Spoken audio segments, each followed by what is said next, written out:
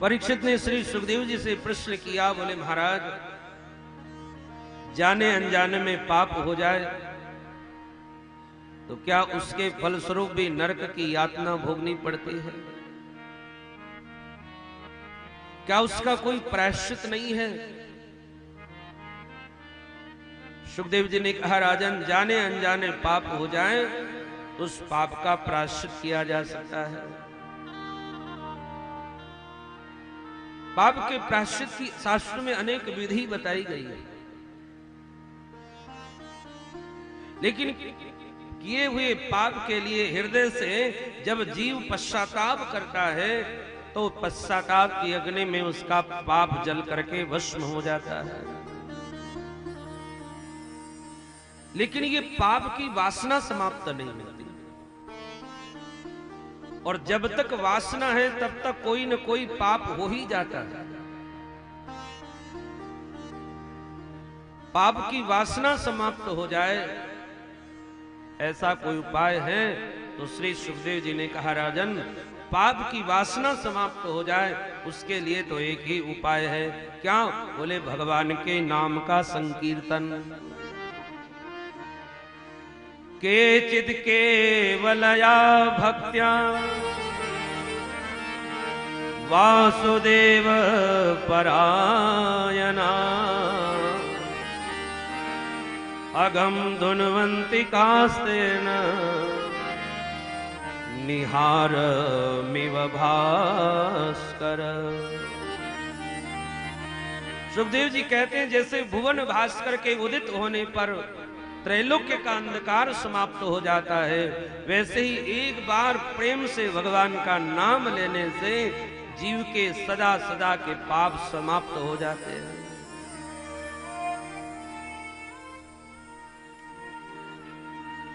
भगवान का नाम समस्त पापों को नष्ट करने वाला है। भगवान का नाम बड़ा मीठा है, इसलिए हमारे अयोध्या में संतजन गाते हैं, मधुर मधुर नाम सीताराम सीताराम। मधुर मधुर नाम सीताराम सीताराम।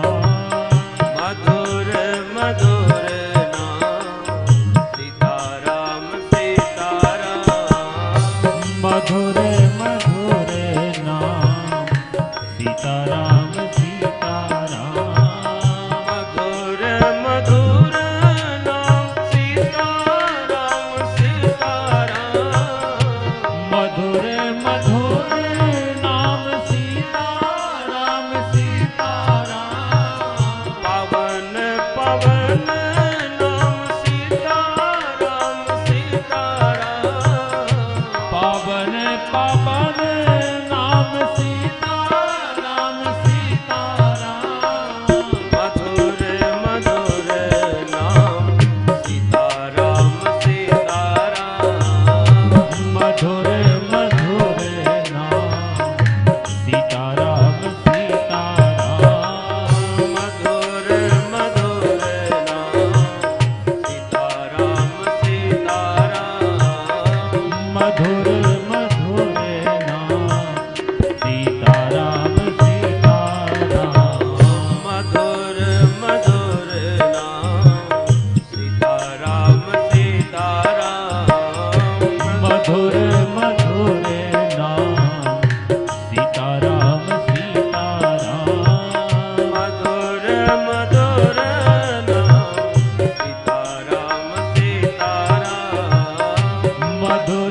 मधुर नाम सीताराम सीताराम।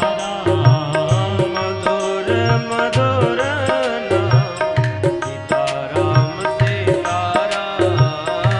मधुर मधुर नाम सीताराम सीताराम। तो भगवान का नाम बड़ा मधुर है, बड़ा मीठा है। लेकिन आप कहोगे कि महाराज हमें तो मीठा नहीं लगता। इसका मतलब यह नहीं कि भगवान का नाम मीठा नहीं है। अरे मिश्री तो मीठी ही होती है। लेकिन जो पित्त का रोगी होता है उसको मिश्री मीठी नहीं लगती। जैसे मिश्री मीठी होती है लेकिन पित्त के रोगी को मिश्री मीठी नहीं लगती, उसी प्रकार भगवान का नाम तो मीठा ही है, हमें मीठा नहीं लग रहा है। कारण क्या है? बोले हमें भी पाप रूपी पित्त का रोग लगा हुआ है। पाप रूपी पित्त के रोग के कारण भगवान का नाम हमको मीठा नहीं लग रहा है। तो पित्त के रोग की औषधि क्या है? बोले पित्त के रोग की औषधि भी मिश्री ही है। मिश्री का सेवन करे तो जैसे जैसे मिश्री का सेवन करता जाएगा वैसे वैसे उसके पित्त का समन होता जाएगा, और जैसे जैसे पित्त का समन होता जाएगा वैसे वैसे मिश्री उसको मीठी लगने लगेगी। पाप रूपी पित्त के रोग के कारण हमको भगवान का नाम मीठा नहीं लग रहा है, तो भी गाओ, तो भी सुनो। क्या होगा? बोले गाते रहोगे तो तुम्हारे पाप रूपी पित्त का समन होता जाएगा, और जैसे जैसे पाप रूपी पित्त का समन होता जाएगा वैसे वैसे भगवान का नाम मीठा लगने लगेगा। कई लोग कहते हैं बिना भाव के नाम गाने का क्या फायदा? भाव जगेगा तो गाएंगे। इस होशियारी में मत रहना कि भाव जगेगा तब गाएंगे। अरे बिना भाव के भी गाओ। गोस्वामी जी ने तो छूट दे दी। भाव को भाव अनख आलस, भाव को भाव अनख आलस, भाव को भाव अनख आलस, भाव को भाव अनख आलस हो। नाम जपत मंगल दिस दस हो, नाम जपत मंगल दिस दस हो। नाम जपत मंगल दिस दस हो, नाम जपत मंगल दिस दस हो। भाव को भाव अनख आलस हो, भाव को भाव अनख आलस हो। भाव को भाव अनख आलस हो। भाव को भाव अनख आलस हो। भगवान का नाम चाहे भाव से गाओ चाहे कुभाव से गाओ, भगवान का नाम तो मंगल ही करता है। जैसे कोई विष जानबूझ करके पीवे चाहे अनजाने में पीवे, विष का काम है मारना। अमृत चाहे कोई जानबूझ करके पिए चाहे अनजाने में पीवे, अमृत का काम है अमर बनाना। उसी प्रकार भगवान का नाम चाहे भाव से गाओ चाहे कुभाव से गाओ, भगवान का नाम तो मंगल ही करता है। अरे किसान खेत में बीज बोता है तो ये नहीं देखता कि खेत में बीज जो डाल रहा हूं उल्टा जा रहा है कि सीधा जा रहा है।